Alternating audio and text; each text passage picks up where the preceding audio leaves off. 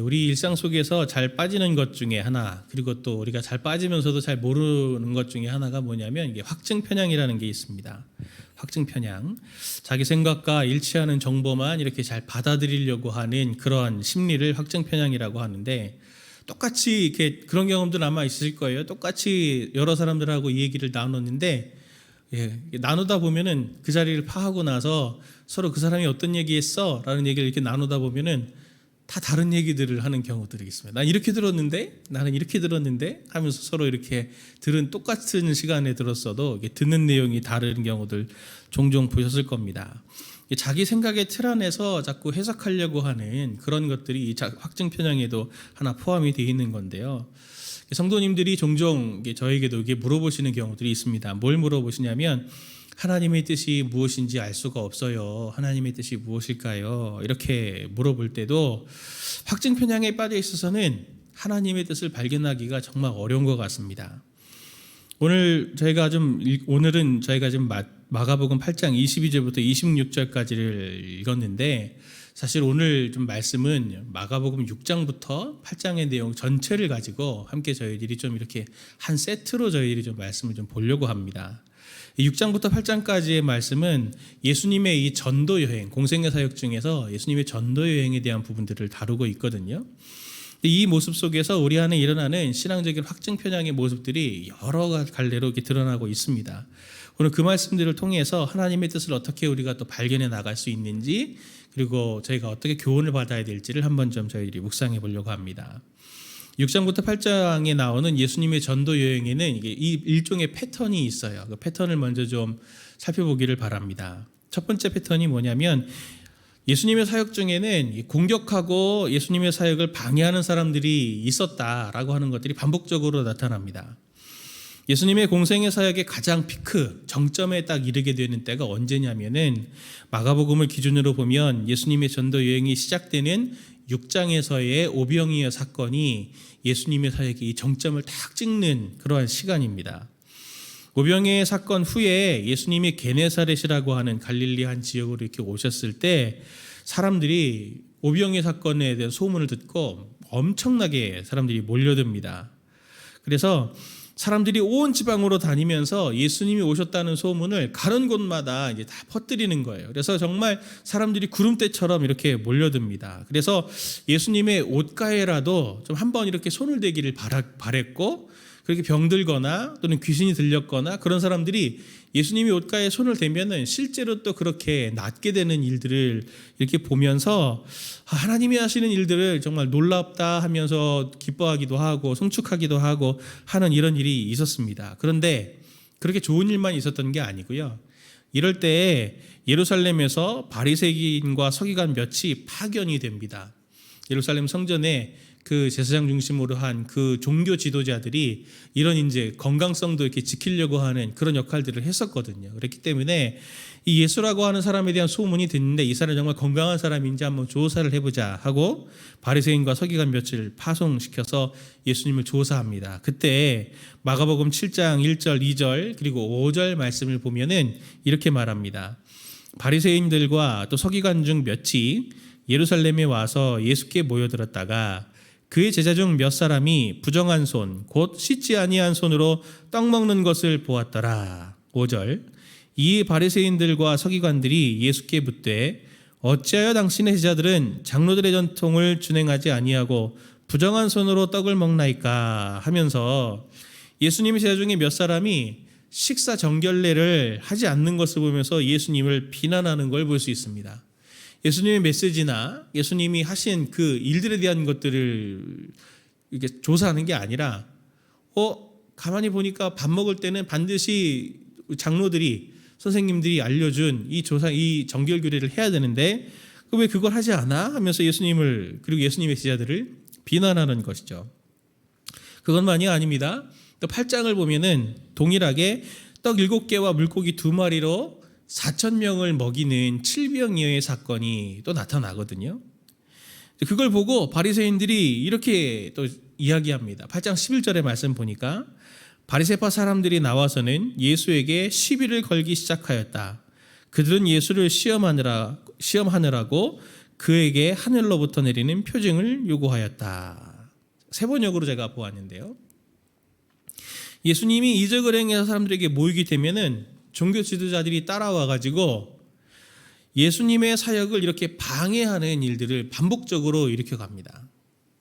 두 번째로 예수님의 사역의 패턴이 있는데 그게 뭐냐면 유대인들이 그렇게 예수님의 사역을 방해하잖아요. 그러면 예수님은 어떻게 하셨냐면 사역지를 옮기셨습니다.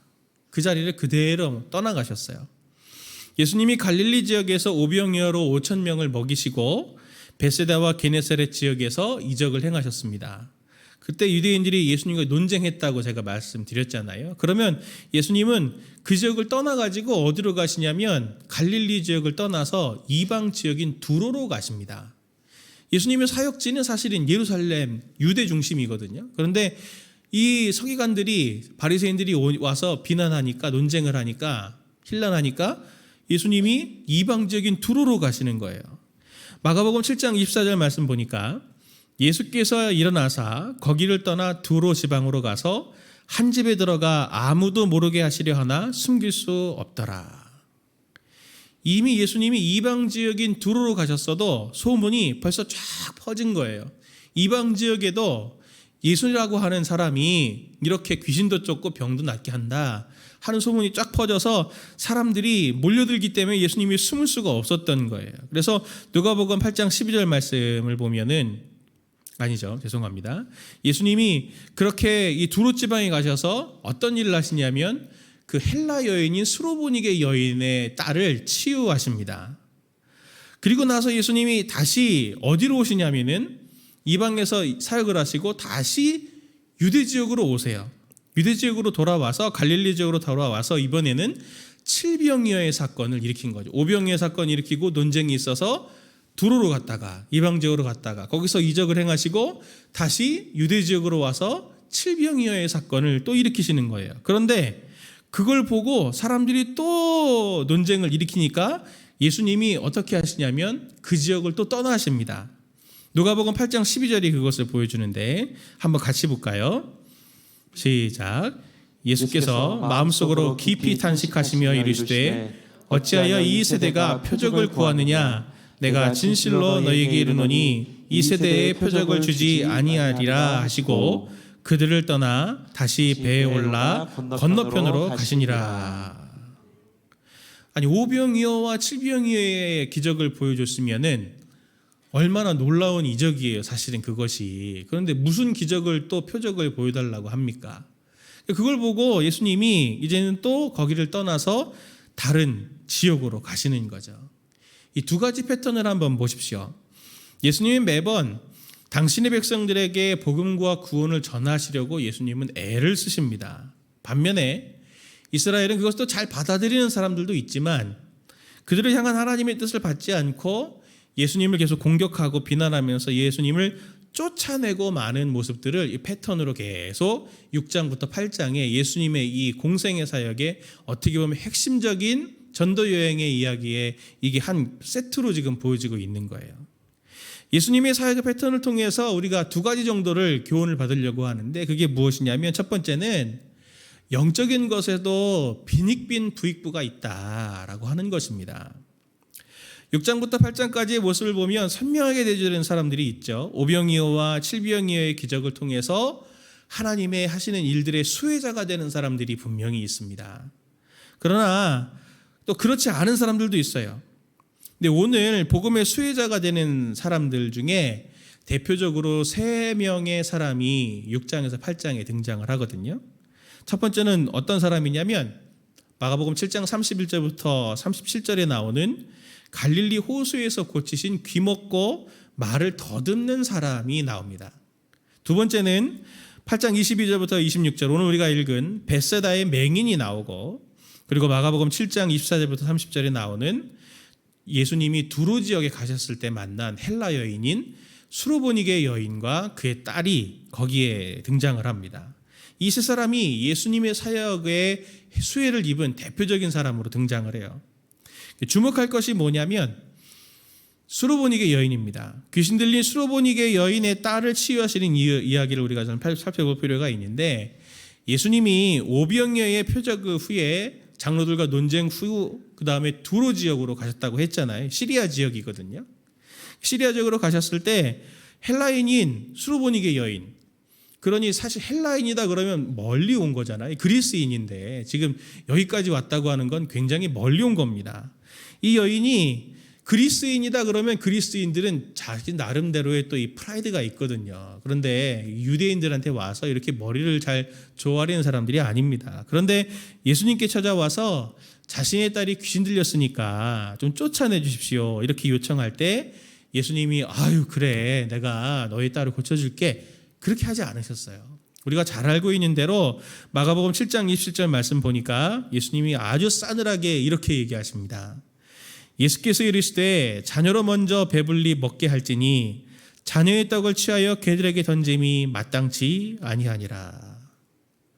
이때 여인은 어떻게 대답합니까? 28절 보니까 이렇게 말합니다. 여자가 대답하여 이르되 주여 올소이다마는 상 아래 개들도 아이들이 먹던 부스러기를 먹나이다 하면서 주님 상 아래 개들이 그렇게 부스러기를 먹듯이 전 개로 취급해도 좋으니 제 딸을 꼭 치유해 주십시오. 그렇게 부탁을 하죠. 그리고 그 얘기를 듣고 예수님이 이 여인의 딸을 치유해 주십니다.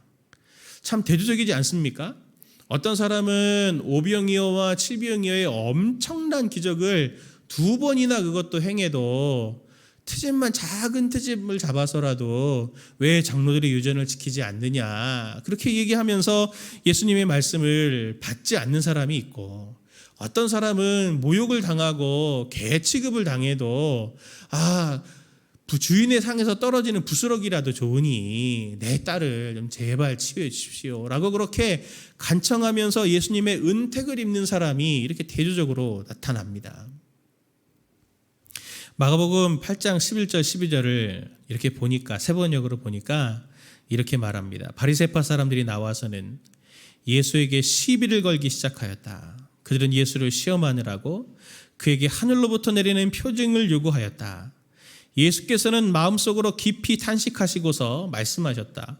어찌하여 이 세대가 표징을 요구하는가?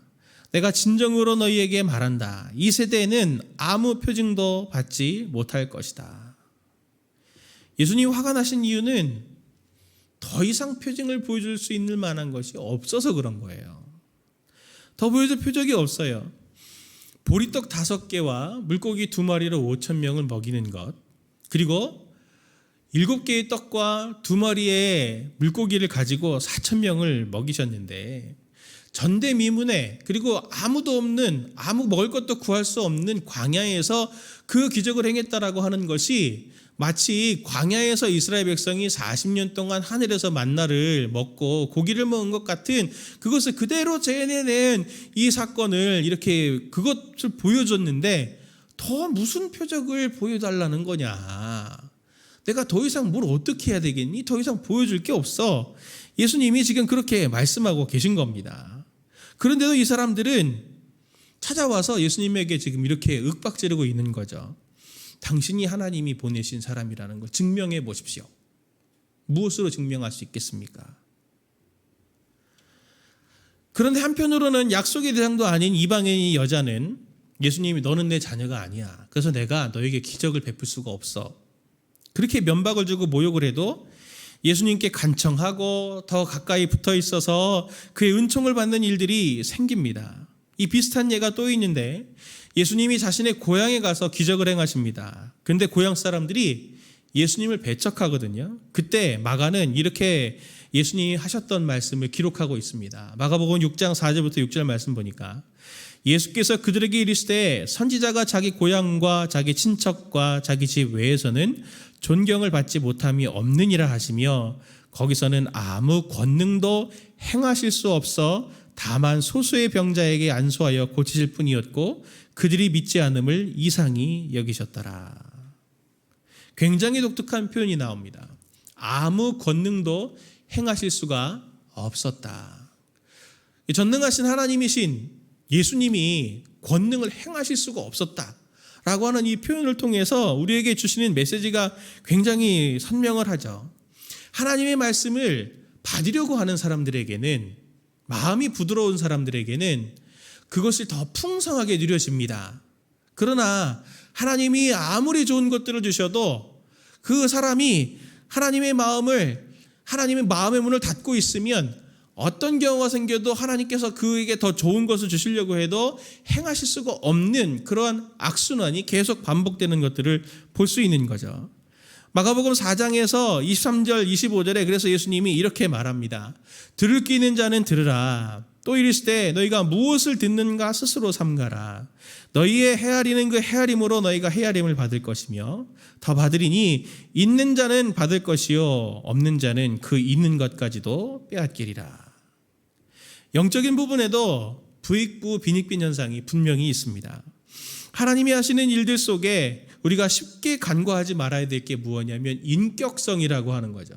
하나님은 우리에게 불가항력적인 은혜, 우리가 받지 않으려고 해도 하나님께서 특별한 은혜를 우리에게 은혜를 쏟아 부어주실 때가 있습니다. 분명하게. 그러나 또 대부분의 경우에서는 하나님께서는 인격적이신 분이기 때문에 우리를 인격적으로 존중해 주시기 때문에 서로의 인격성에서 나오는 관계에 의하여 계속적으로 하나님이 그 관계를 통하여 하나님께서 우리에게 은혜를 주시려고 하는 것들이 분명히 있거든요.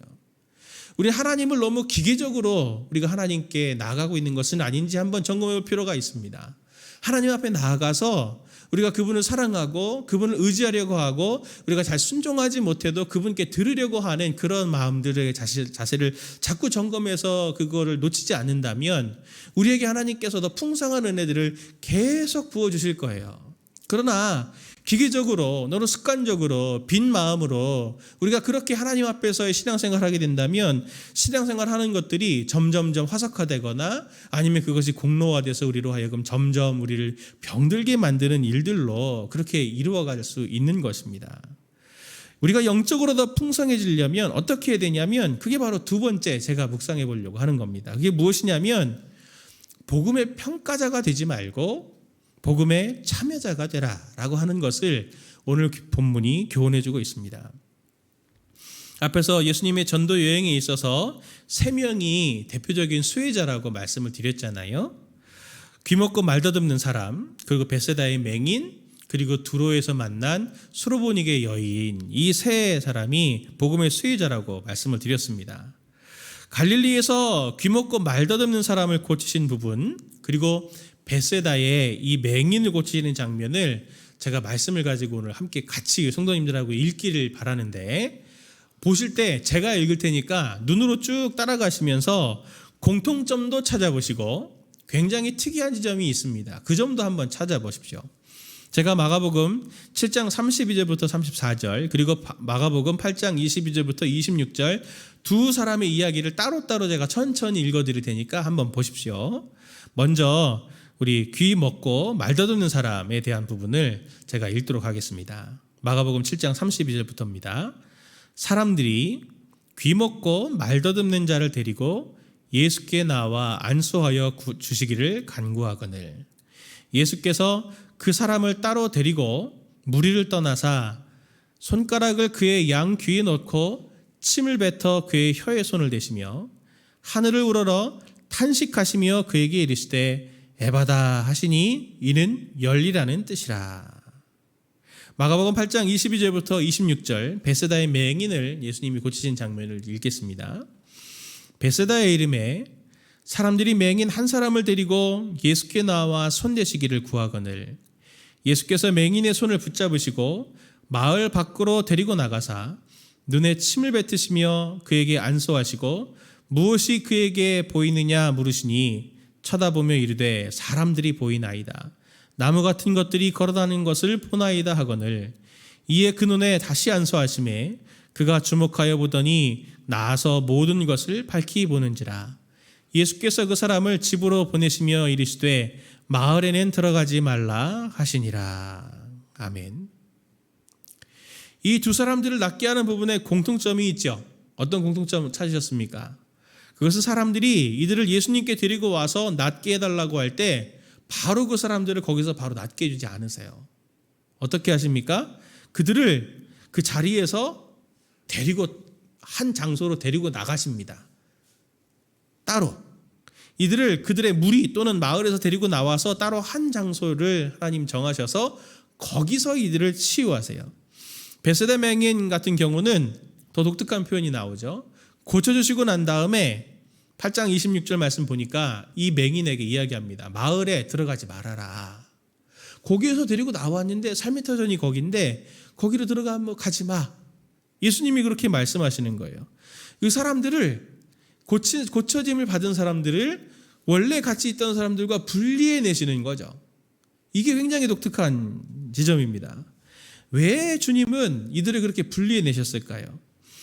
귀먹고 말다듬는 사람을 고쳤을 때 그 주변에 있었던 사람들이 이렇게 말합니다. 마가복음 7장 36절 37절 예수께서 그들에게 경고하사 아무에게도 이르지 말라 하시되 경고하실수록 그들이 더욱 널리 전파하니 37절 사람들이 놀라 이르되 그가 모든 것을 잘하였도다. 못 듣는 사람도 듣게 하고 말 못하는 사람도 말하게 한다 하니라. 또 베세다 맹인을 고치신 다음에 예수님의 제자들에게 사람들이 뭐라 하느냐 반응을 물어보거든요. 그때 제자들이 뭐라고 말합니까? 8장 27절부터 보니까 예수와 제자들이 빌립보 가이사라 여러 마을로 나가실새 길에서 제자들에게 물어 이르시되 사람들이 나를 누구라고 하느냐? 제자들이 여짜와 이르되 세례 요한이라 하고 더러는 엘리야 더러는 선지자 중에 하나라 하나이다. 예수님의 이적을 경험한 사람들은 지금 어떤 태도로 예수님을 이야기하고 있습니까? 평가하고 있어요. 예수님이 평가하고 있는 거예요. 잘한다. 못 보는 사람도 낫게 하고 말 못하고 들리지 못하는 사람은 잘 낫게 했네. 잘하네. 잘하고 있네. 평가하고 있어요. 그 사람은 세례 요한인 것 같아. 엘리야인 것 같아. 선지자 중에 하나인 것 같아. 하면서 정의 내리고 예수님의 사역을 평가하고 있습니다. 예수님의 입장에서 한번 생각해 보십시오. 누가 예수님의 사역을 정의를 내려달라고 했습니까? 칭찬받겠다고 예수님이 지금 그거 물어보시는 겁니까? 그게 아니죠.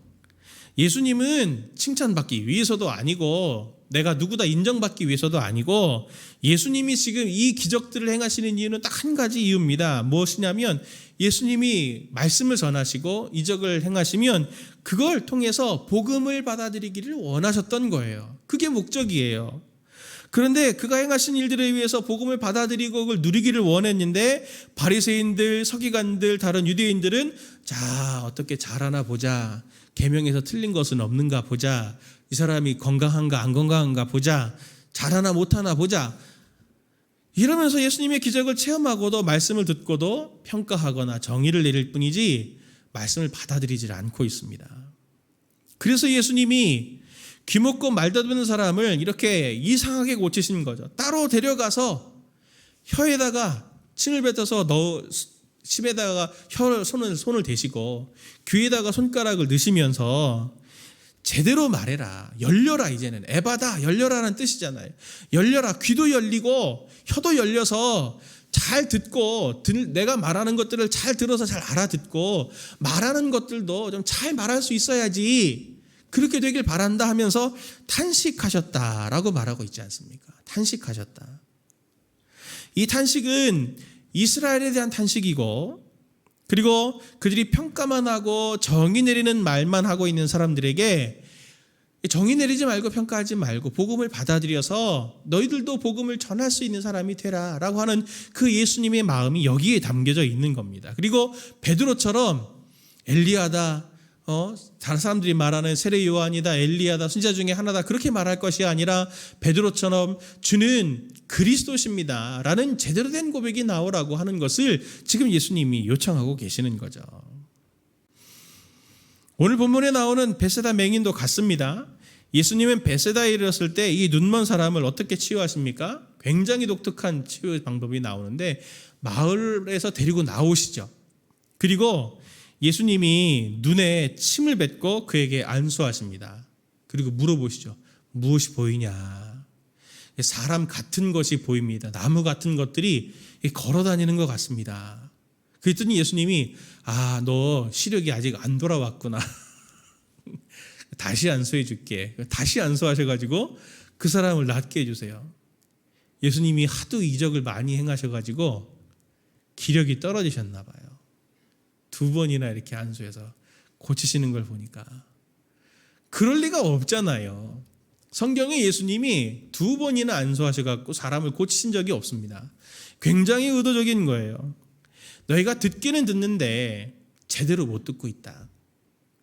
너희가 말씀을 받기는 받는데 제대로 보지 못하고 있다. 제대로 받지 못했구나. 그것을 지금 예수님이 이 벳세다 맹인을 통해서 선명하게 이상한 모습으로 보여주시면서 네가 나았으면 잘 듣지 못하는, 잘 보지 못하는 저 사람들과 같아서는 안 된다라는 메시지로 마을에도 들어가지 마라 라고 예수님이 말씀하고 있는 것입니다.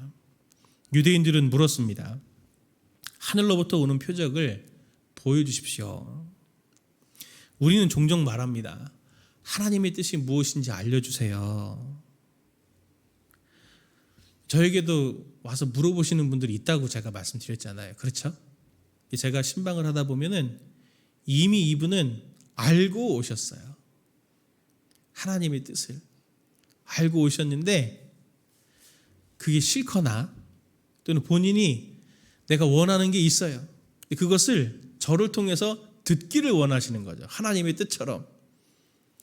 이 확증 편향이라는 것이 분명히 있습니다. 하나님 앞에 나올 때는 하나님의 뜻을 정말 알고 싶으면 우리가 제일 먼저 해야 될 게 뭐냐면 보여주시는 것 그대로 보려고 해야 되고 들려주시는 것을 그대로 들을 자세가 먼저 되어야 합니다. 하나님이 말씀하시는 것이 있으면 평가하려고 하지 말고 이게 나한테 좋아? 나한테 싫어? 이게 나한테 손해가 되는 거야? 나한테 이게 유익하게 되는 거야? 내가 이렇게 순종하게 되면 나한테 유익해? 나한테 손해가 돼? 계산하지 말고 하나님께서 내게 말씀해 주시는 것들이 있으면 그것들대로 순종하려고 하는 빈 마음을 가지고 하나님 앞에 나오는 것이 정말 가장 먼저 중요한 것입니다. 이게 되지 않으니까 매번 기도하고 많이 하나님 앞에 아뢰도 하나님의 뜻이 잘 들려지지 않는 거예요. 왜냐하면 하나님은 내 마음에 답이 지금 있거든요. 하나님은 그것을 말씀하시지 않거든요. 그러니 말씀이 안 들린다고 하는 거거든요. 누가 그런 말을 했잖아요. 사람들이 2마리 개를 키운다고. 2마리 개를 키운다. 선입견과 편견을 키운다. 사람마다 다 있다 그러잖아요. 선입견이 가지고 있어서 하나님은 이런 분일 거야. 하다못해 관계에서도 우리 아빠는 이런 분이고 엄마는 이런 분일 거야. 그러면서 말해도 소용없어. 그렇게 얘기할 때도 있고 편견이 있어서 하나님은 항상 나에게 응답하지 않으셨지. 이러면서 선입견과 편견을 가지고 하나님 앞에도 나아갈 때가 분명히 있어요. 유대인들이 왜 예수님을 이렇게 안 믿는지 아십니까? 예수님 앞에 메시아가 엄청 많았어요. 메시아가 여기도 있고 저기도 있고 하나님의 나라가 이렇게 왔다 저렇게 왔다 말하는 사람들이 엄청 많았습니다. 이스라엘을 속이는 사람들이 많았어요.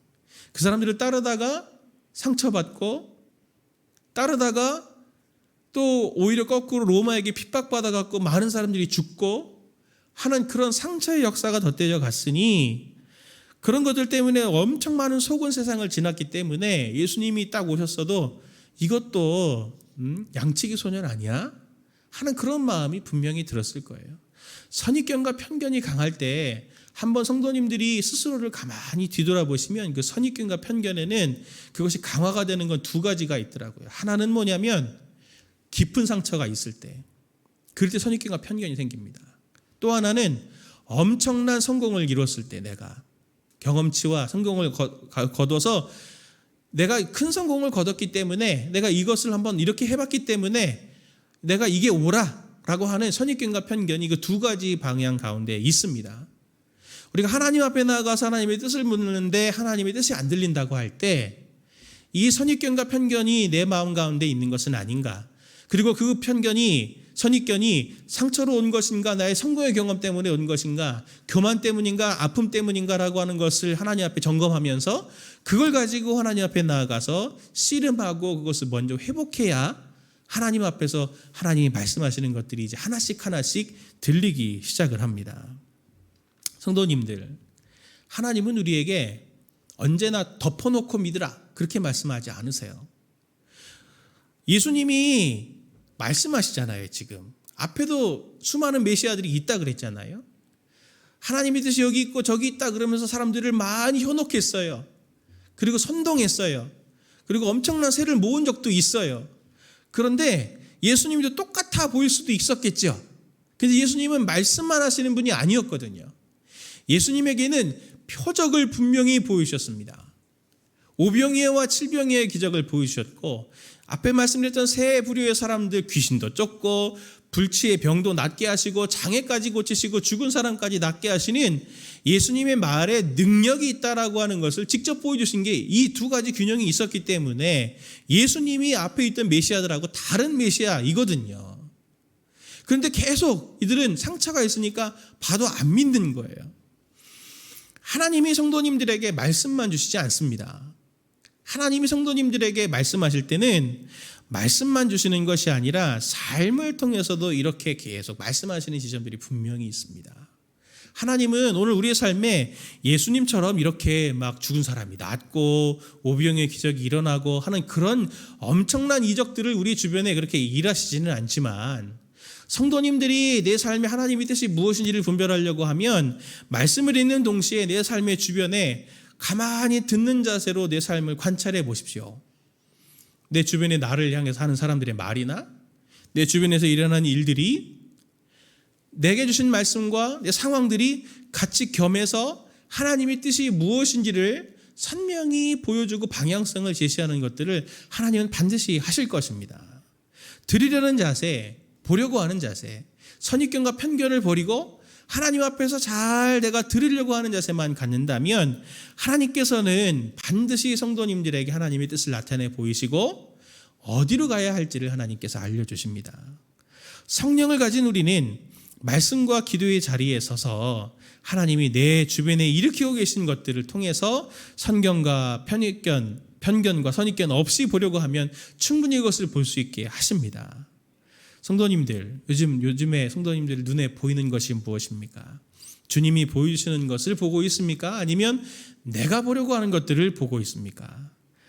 세상이 보여주는 것을 보고 있고 말하고 있는 것은 아닙니까? 오히려 거꾸로 세상의 음성이 들리고 세상이 말하는 것을 들으려고 하는 것들은 또 아닌가요?